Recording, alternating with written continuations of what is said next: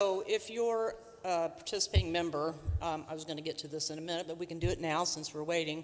If you could just raise your hand, and Susan will count hands. So keep your hands up while she's counting.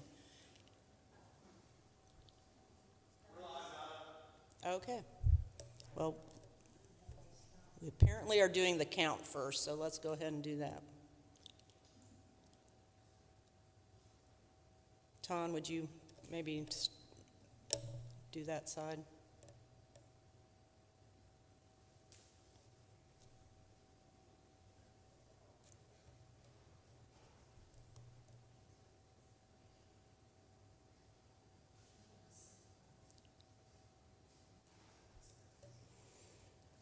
Oh, don't forget me.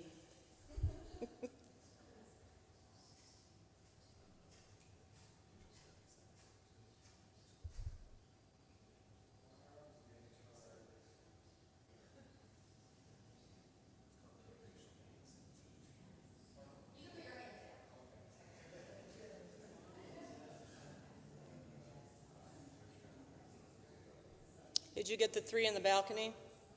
And me? Did you get me?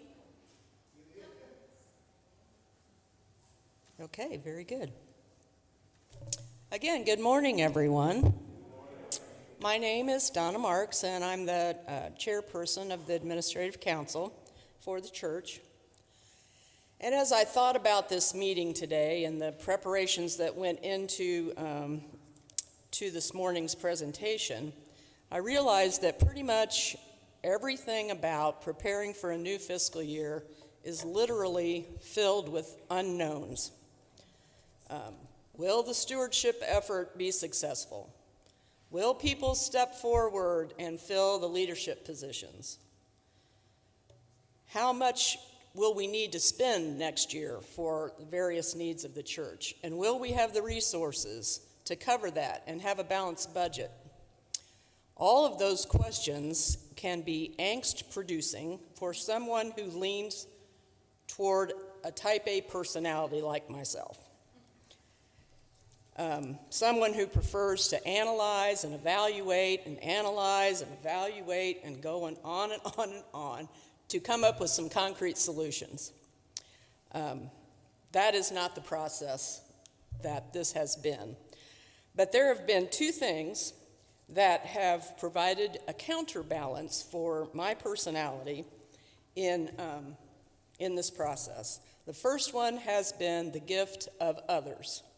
Committee members who have worked on stewardship and nominating committees, the administrative council members who have provided guidance, particularly Melody's guidance, and that has graciously reminded me that even though I would like it, I do not need to have all the answers, which was quite a relief.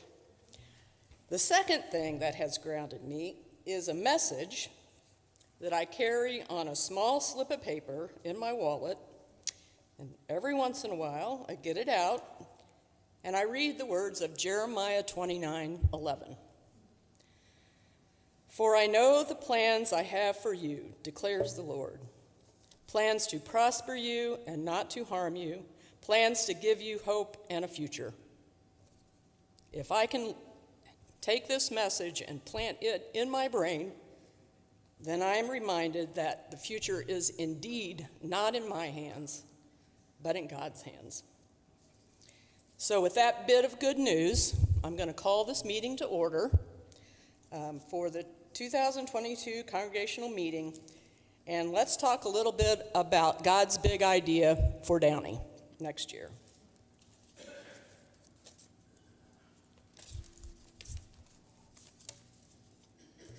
So we have three business items to attend to today, and because a couple of those, the second and the third, require a vote by the congregation, then we had to establish the quorum. The quorum was based on a count with the congregation, and 44, and also the number, there will be people who can be voting online, and those votes, those will be added to the quorum just based on a tally of the votes that come in. So we can go ahead and start with the first agenda item. Next slide. Oh, this is just okay. I thought there was a slide before that, but yeah, there's a, first item is the State of the Mission Address, which Melody is gonna do for us. Did you want to come up here? Sure. Okay.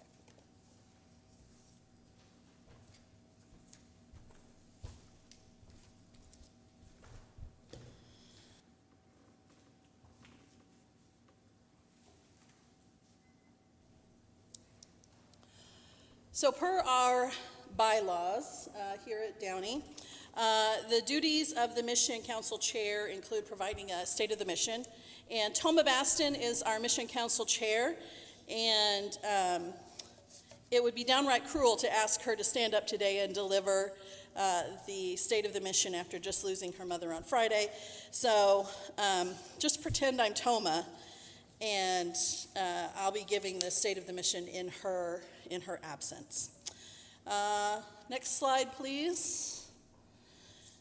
So I want to start with our mission statement that we are called to be transformed by God's radical love to build a welcoming church, a just community, and a sustainable world. And so that's going to be kind of the way I'll approach the State of the Mission Address.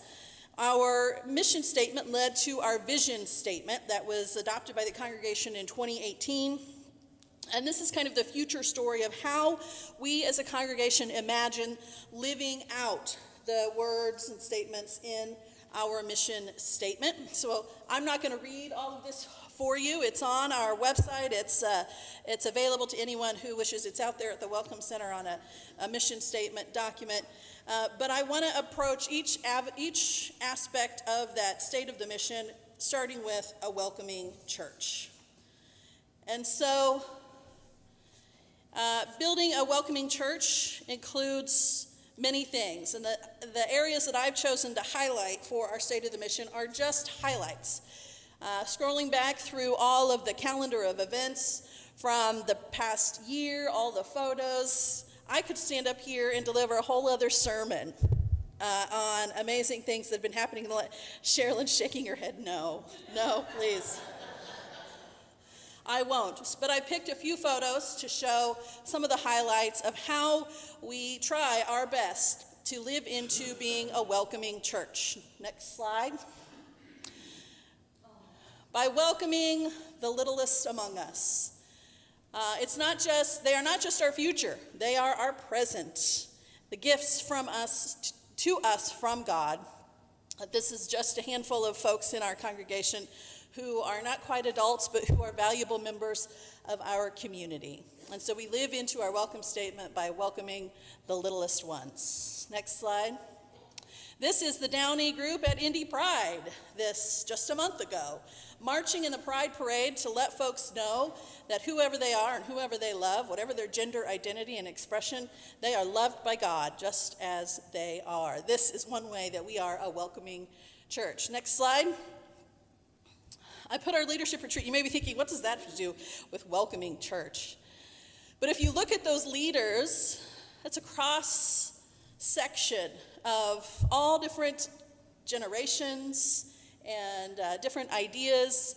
We have teenagers and preteens in our leadership retreat, people who are valuable to this community. And by coming together and discerning for, as a community of leaders in this congregation, what God has in store for us, we are best able to welcome those in our community under a single uniting mission. Next slide. So those are just a few of the highlights of the welcoming church. Now the next aspect of our mission is a just community. And you can see here, this is the state of our mission. To build a just community by offering facilities as a sacred space that breathes life into our mission. And this mission statement also mentions ICANN and the performing arts community. And so I want to show a few photos from some of those highlights. Photos? This is our civil rights pilgrimage that happened in October of last year, where 29 folks from the church due in part to your generosity, traveled to the South and learned a whole lot more than we ever imagined we would learn about the civil rights era of this country and beyond, all the way back to the North Atlantic slave trade and the roots of racism in our country. And that has made those of us who participated on the trip, and by extension all of this church, deeply devoted to anti-racism in our community. Next slide. The Social Justice Ministry hosted the Fair Housing Panel and invited leaders in our community on housing. Did you know that Indianapolis ranks in the bottom 10 of affordable housing and renter rights in the nation? The bottom 10. We're winning at something.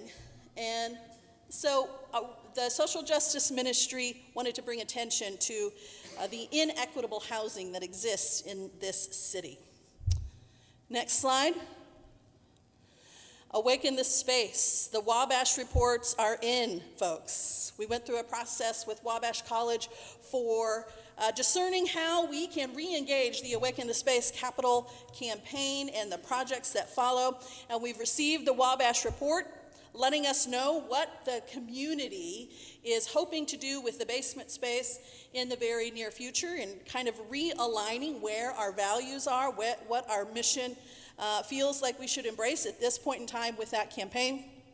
And so that committee is meeting, the Awaken the Space committee is meeting this week to talk about that Wabash report and to figure out how to take the steps to move forward on this capital improvement project. So lots of information to come, and we are getting back into the action of making some changes here to the building so that we can indeed be a just community in as many ways as God calls us to be. Next slide. The Performing Arts Ministry participated in the spectacular spring showcase, welcoming people from all around the community and neighborhood to participate in performing arts and to use that as a fundraiser for the community in need. Next slide. Did you know that your giving went directly to places like Trinity Haven, an entity, a group that provides housing and resources to LGBTQI homeless or young adults experiencing homelessness, and to the ICANN Assistance Center so that we can provide assistance to neighbors here in Irvington who need help with rental assistance, utilities, transportation, and to Family Promise, a group that has now transitioned into owning their own building and providing permanent housing to families experiencing homelessness. So a part of your giving supports these community partners. That is how we build a just community. Next slide. And our final bullet point of our mission statement is the sustainable world, and working together to nourish our bodies and souls while nurturing the world that sustains us all. And so our photos to highlight the work of sustainability in our midst are: the Creation Care team supported a book study on the book Saving Us, a wonderful book by Catherine Hayhoe on how we can find common ground in the conversations around sustainability and climate change and climate care. And we had several folks participate and generate great ideas on how we as a congregation can live fully into that. And we also supported financially the work of the Hoosier Interfaith Power and Light. That is a nonprofit organization that is doing amazing work in the legislature of Indiana, trying to advocate for better business practices around sustainability. And we contributed financially to that group, and several members of our community are involved in the advocacy work that HIPPL does. And then you may see several photos here from different folks in our congregation taking care of this space, literally getting our hands in the dirt and caring for this corner of the world that God has blessed Downey Avenue Christian Church with. So many good stewards of the earth doing amazing work. Next slide. And then finally, Downey supports the Eagle Scout project of Oliver Bindewald. Have you been out back to check out that garden space with the compost bins and the amazing garden that's out there now?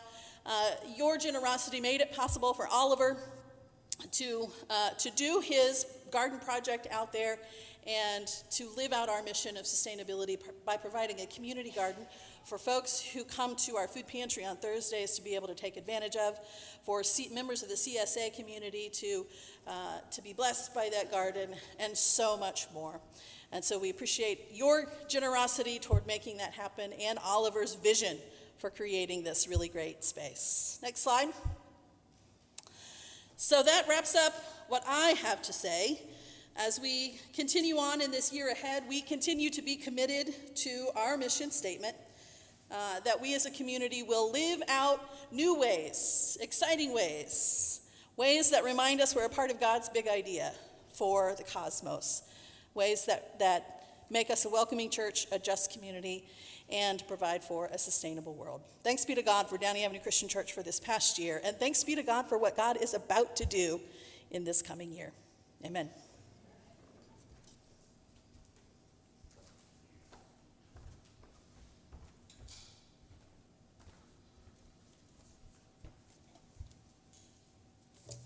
Okay, next slide.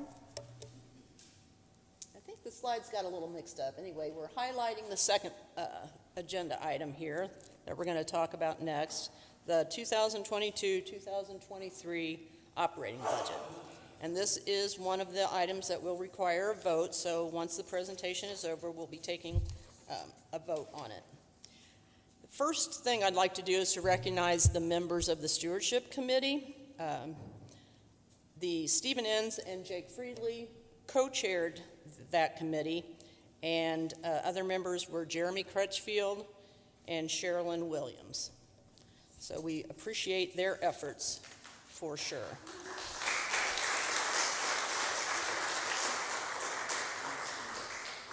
And the next slide is just a summary of the results of the stewardship efforts. We had 47 pledging individuals or families, which is an increase over previous year. 54% were able to increase their pledges for the coming year, and we had 6 persons who were first-time pledgers. Next slide.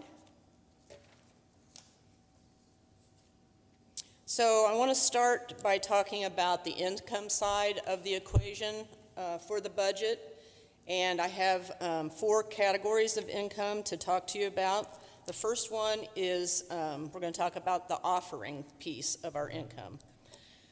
We had actual pledges in the amount of $167,452. That was what came out of the stewardship process.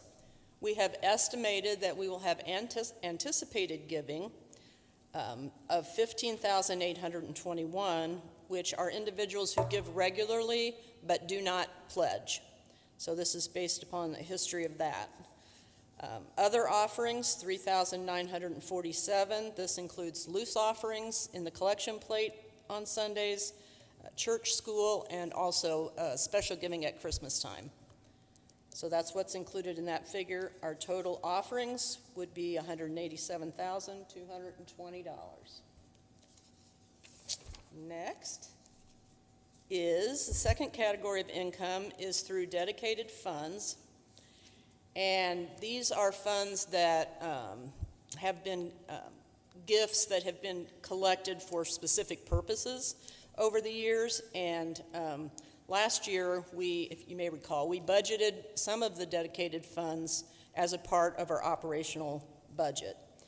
And so we are proposing to do that again.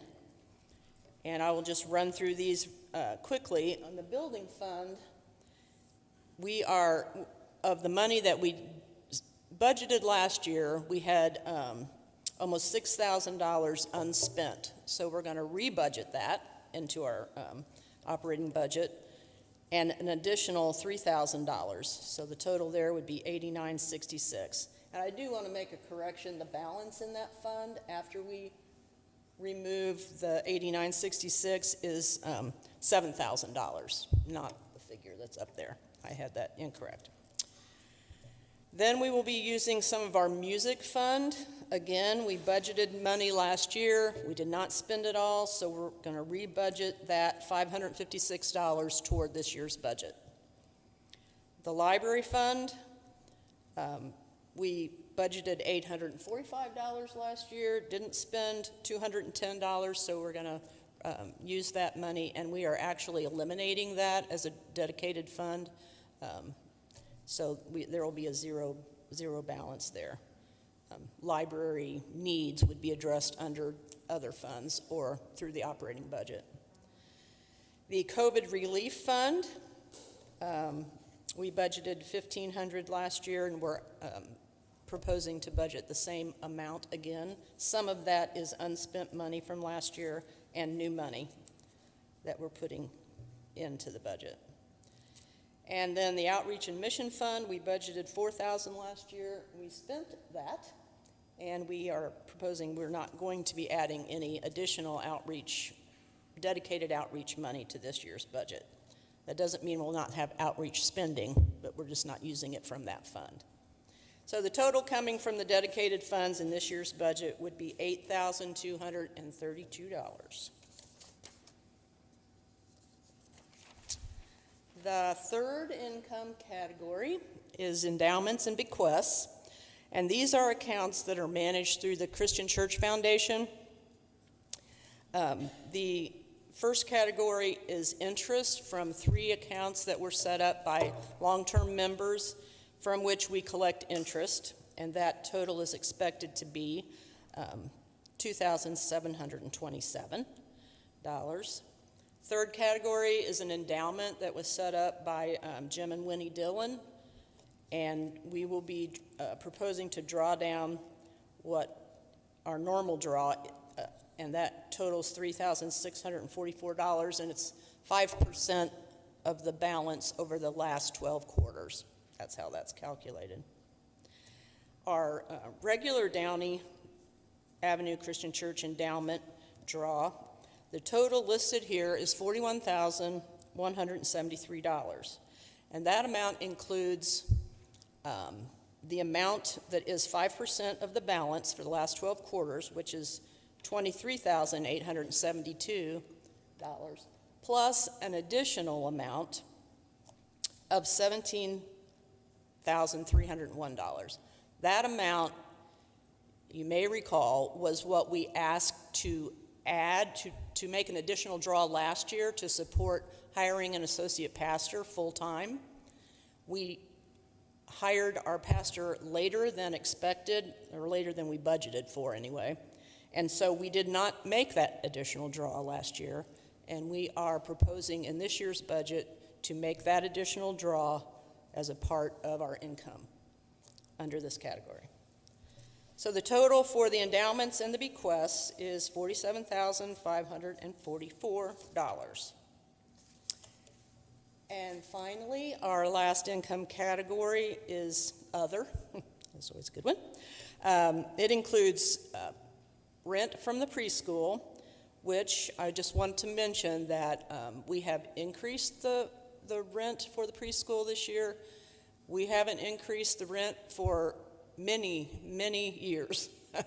And the Administrative Council did a study and looked at, before we made this decision, at other cooperative preschools in the area, and the rent here at Downey is considerably lower than what other preschools have been paying, and so we are negotiating and talking with the preschool, and we are raising, this year there's going to be a gradual increase in rent. This year it will be $1,800. Other rent that we anticipate will be $2,100, and that includes, we have been, the SAFI, which is a foster care training, has been renting space to do their training monthly here in the building, and we anticipate that continuing. Cecina did their, is it a fall play or spring? Fall play in the basement, and they have indicated they would like to come back and use that space again. And then it also includes a small amount for any weddings or other rentals that might happen.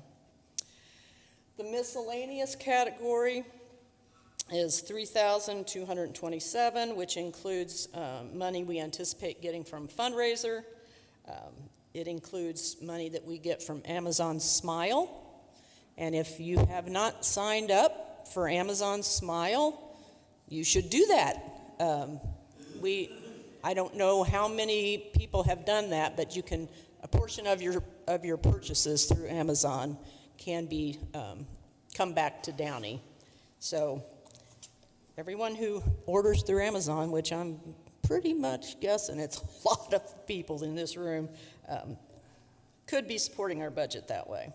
It also includes a cash back that we get from our credit card use and an amount that folks have agreed to reimburse us for the Vanco fees that are associated with their online giving. So all of that falls into the miscellaneous category. And then the final category under other sources is our carryover from this year. We anticipate that our income will be in excess of our spending this year, based upon an evaluation of May and June figures in the amount of $21,800. So that's a total of other sources of $28,937. So you can see on the next slide that our total income from these four categories is $271,933. Really close to what last year's was, maybe just a smidge higher. So now I want to talk about the expense side of the equation. The first category of expenses that's listed here is salaries, is personnel and staff support. First listed is the salary amount of $159,986.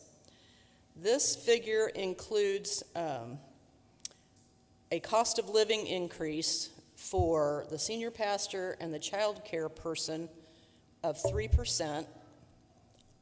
It includes a cost of living increase of 5% for the music director and the property manager, who have been at the same salary rate for 3+ years. So that rate is just slightly higher. It also includes incorporating the organist position that Mana will be vacating into the music director's position. So it has we're increasing that position from 20 hours a week to 30 hours a week, and not refilling the organist position. This change, further on in the presentation, there will be other ramifications about the music program that I'll speak to, but that's how the salaries and the wages figure is affected. The payroll taxes is just a percentage of the non-pastoral staff. The pensions is based on a percentage of the pastoral staff wages or salaries. I've included the payroll service here that cuts the checks, and an amount of $5,390 that's included in the pastoral compensation packages for staff development, professional expenses, mileage reimbursement, and attendance at the regional and general assemblies. So the total under personnel and staff is $186,073. Next slide. Our administrative overhead that in the general administrative overhead, which includes insurance, office supplies and equipment. Primarily that's the cost of our copier in that $5,017. The financial management contract that we have with Books in Order that keeps our books in order. Also Vanco transaction fees and monthly service fees for online giving, and then communication costs, which include our Zoom subscription, telephone and internet, and our website and other publicity costs, for a total of $27,571. Next category is our administrative overhead related to the facility. This includes our utilities, which is the largest cost under this category. Water, sewer, gas, electric, all of those things. There's a cost associated with security for the building maintenance supplies. There's maintenance services, which are contracts that we have to inspect our heating and cooling systems, our fire safety systems in the kitchen, and solar panels. And then we have a category for doing building repairs, and this is where the dedicated funds from the building fund will be used. And that $11,000 includes estimates to make roof repairs, plumbing repairs, and tuck pointing that have been needed for quite some time. It's kind of difficult to find contractors these days to have the time to come out and work, but these are things that we hope to be able to accomplish next year. And then a small amount for yards and sidewalks, for a total of $39,098 for our facility. The next expense category is titled Worship and Faith Formation. This includes worship supplies. The music expense here is $3,874, and this includes the money, $874 from the music fund that we are budgeting, as well as an additional $3,000 that we are saving from not filling the organist position, and that will go to broaden our music and worship by inviting having special music and inviting guest musicians to kind of mix up our worship music. And the music director is going to be part of their job. And I hear that there's a rumor that Mana might even come back as a special guest every once in a while, so that'll be good. There's dollars here for curriculum purchases, and that's where we'll use our library fund dollars.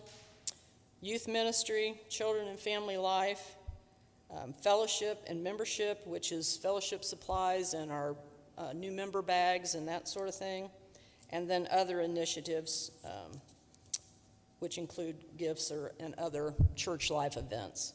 So the category of expenses is $8,574. And I think this is the last category for expenses, mission and outreach. This includes the minister's discretionary fund, which are dollars that are used by Melody and Adam, perhaps, to help people who need transportation assistance or help paying utilities, grocery cards, that sort of thing. And the COVID fund relief dollars help to fund this particular budget category. Then we have budgeted $3,000 for outreach grants, which is to support organizations like Melody talked about, the ICANN assistance, Trinity Haven, or that type of thing, organizations that are doing work in the community that are consistent with our mission that we decide we would like to support. And then other ministries are just emerging needs that are identified during the year that we would like to participate in and support. And then the $5,617 is that goes to the Disciples Mission Fund is based on 3% of the offering income that is generated.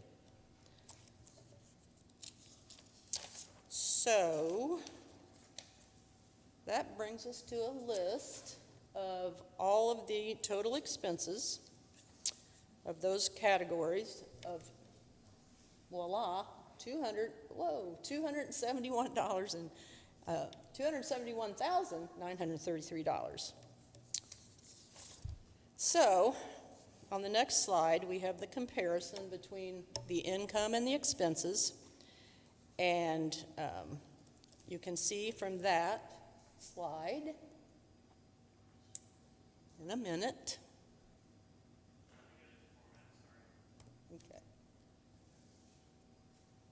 Well, let's some of it is hard to see, but you can see the income is 271.93, the expenses are 271.93, balanced budget. And so, at this point, I'd like to request that the congregation approve the budget as it has been presented. I am asking for a motion to that effect, if I can get a motion from the congregation. So moved. Don Rouse made that motion. And a second? Jill Stewart? Thank you. Is there any discussion? Does anyone have any questions they'd like to ask? Dennis? I guess my biggest concern is that we're in quite a trend for energy and costs to be going up. Okay. Yeah, my question is what assumptions were made in that particular category for energy utilities, I think is where it all is aggregated. None of those are really in our control, and the trend is going up. Mm-hmm. And even things like water have an impact, and that energy is used to purify the water. So is there a percentage, what were the assumptions made basically, and where did that information come from? This is one of those angst-producing details about budgeting that I was speaking about. What we did was gave a thorough review of our expenses in the current year. First, when we first started the process, we had, May's spending through May, and then toward the end, we also got additional information about June expenses. So what was done was we extrapolated based upon those figures for a 12-month period, and then added some. There was not a percentage added. We also have figures from previous years on our worksheet, so we looked at just how the changes have been happening. So that's how we anticipated what that will be. There is some additional dollars added for increases in utility costs in the figure that you see.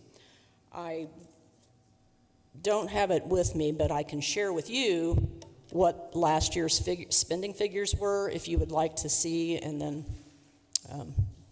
if you have any comments on that.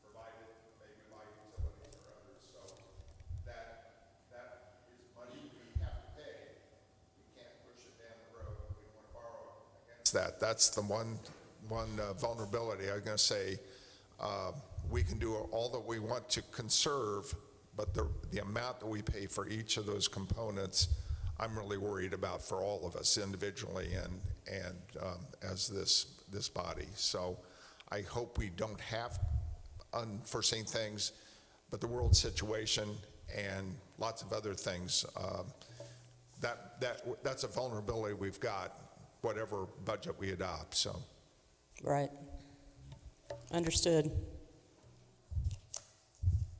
Does anybody else have any comments they'd like to make or discussion points? Okay. Having no more discussion and having received a motion and a second, I'd like to proceed with the vote. So those who are voting online should use the next 30 seconds to register by typing in yes for approval and no if they wish not to approve the budget, or abstain. So yes, no, or abstain. And they can type that into the live chat. For those who are here in person, we'll do a voice vote. All in favor of approving the budget as presented, please say aye. Aye. If you're opposed, please say no. If you abstain, please say so. Okay. Do we have a count yet from the chat room? 7 yeses? Okay. Susan, if you want to make a note of that in the minutes. So, after the vote, the motion carries and the budget is approved.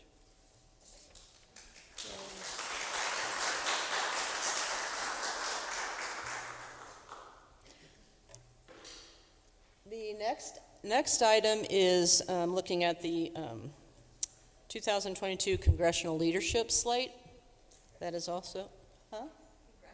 Oh, congregational. Sorry. Yeah, I would like to take a vote on the congregational leadership. How about you? Or a congressional leadership? We will get a chance to vote on that, by the way, so vote. So there's a slide missing here, I believe, and that is a slide to recognize the members of the nominating committee. So I'd like to do that now. Tom Mann was the chairperson. He's up there. Thank you, Tom. Darlene Barnard, Carol Commons, Mary Jo Moss, and Jack Rutledge also served on that committee. So thank you so much for that. So first, we'd like you to meet your new proposed officers. We've got some great photos. First of all, yay.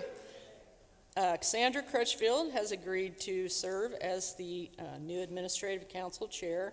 I am so excited and appreciative that she will be stepping into this role, and I know she'll do a great job. Next slide is Susan Collins. Not exactly new to the role, because here she sits. She has graciously agreed to serve another 2-year term. Thank you, Susan.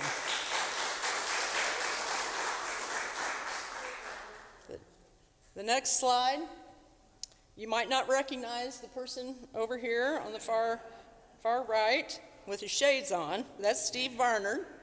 He is proposed trustee, and his primary focus area will be on property issues. He is replacing Daniel Baker, who's coming off of the Administrative Council. On this side is Kate Bindewald. Again, not a new face. She is serving in that role right now as trustee, and she has agreed to stay on for another 2-year term. Her focus will be on general administrative trustee issues. So, this is the proposed slate of officers listed here. And it also includes information about those who will be continuing in their offices. Toma Baston will continue for another year as the Mission Council Chair. Mark Stewart. If any of these people are here, I would ask for you to stand up so that there can be a face put with a name. So Toma Baston. Mark Stewart will be continuing as treasurer. Ron Meadows will be continuing as a trustee. And Ton Spickelmeyer will be continuing as a trustee.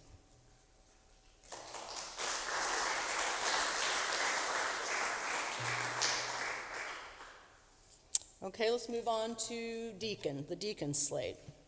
The candidates for new deacons are listed here. And again, since we don't have your pictures, if you would please stand, that would be good. Karen Whitehurst, she's here. Ruby Spickelmeyer, is she here? She's in parlor. Darlene Barnard, she's here. Dale Toon, did I see Dale? Nope. And Amy Friedley, and I don't think Amy's here either.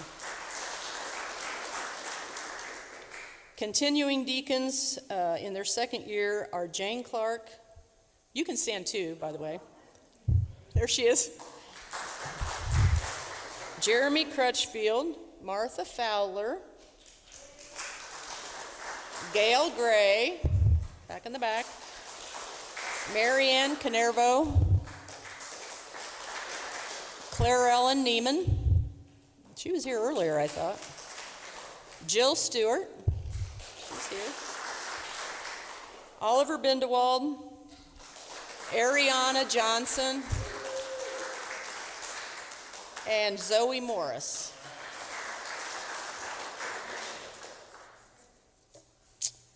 Okay, and next is our elder slate. The new elders, proposed new elders are Carol Commons. She's not here. Sherilyn Williams. Please stand. Stephen Inns. Toma Baston.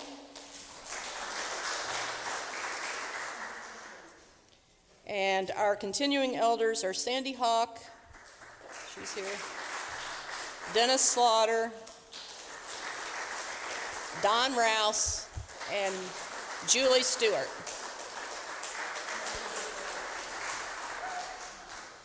So for elders, our bylaws actually call for 12 elders. And if you add those names up, you come up with 8. So last year, we had proposed that we approve the 10 elders that were on the slate. And the anticipation was that we thought that would cover the care list needs and the other responsibilities that are associated with the elder position. And it did. So 10 seemed to work well. So we anticipate needing that same number this year. And so the nominating committee will continue to work to try and identify 2 more persons to serve as elders with this group. And if you feel so called, I would encourage you to talk to Tom Mann, even if you feel so called just to find out more about what is involved in being an elder. Have that conversation. And I'm sure he would love to talk with you. So, I think that's the full slate. So the next slide has all of them listed there. And what I'm requesting is that the congregation approve the leadership slate as it was presented and authorize the administrative council to fill the 2 elder vacancies based upon the nomination committee's recommendation. So that's the motion I'm asking for. Would someone like to make that motion? Mary Jo? Thank you, Mary Jo. And second? Julie? All right, is there any discussion? Okay. Having received a motion and a second, and there being no discussion, we will proceed with a vote. Again, those online should use the next 30 seconds to vote yes if they approve the slate. Type in no if they don't, or abstain into the live chat feed. Here in the room, we'll take a voice vote. All in favor say aye. Aye. Any opposed say no. Any abstentions say so. Okay. Do we have a report from online?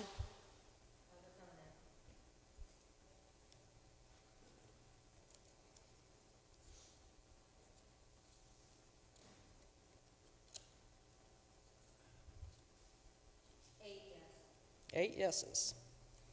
So, the motion carries. All right.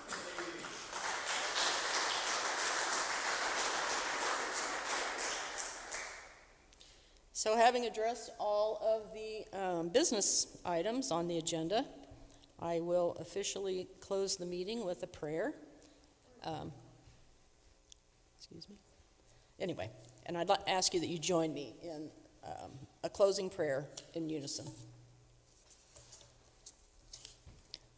Loving God, we are grateful for the community at Downey Avenue Christian Church, where we are safe to be ourselves and bring both our greatest joys and deepest burdens. May the beginning of another year Help us work together through whatever new challenges come our way as we seek to more fully become the people you have made us to be. Empower our new leaders with your wisdom and guidance, that they may lead us boldly to bring our mission and vision to life and steward our resources with integrity and purpose. Help us each to do our part to make the community whole and draw the circle wide as we commit ourselves alongside one another to be transformed by God's radical love to build a welcoming church, just community, and a sustainable world. Amen. Meeting adjourned. Before we go, can we celebrate Donna's amazing contribution over the last 2 years? Thank you.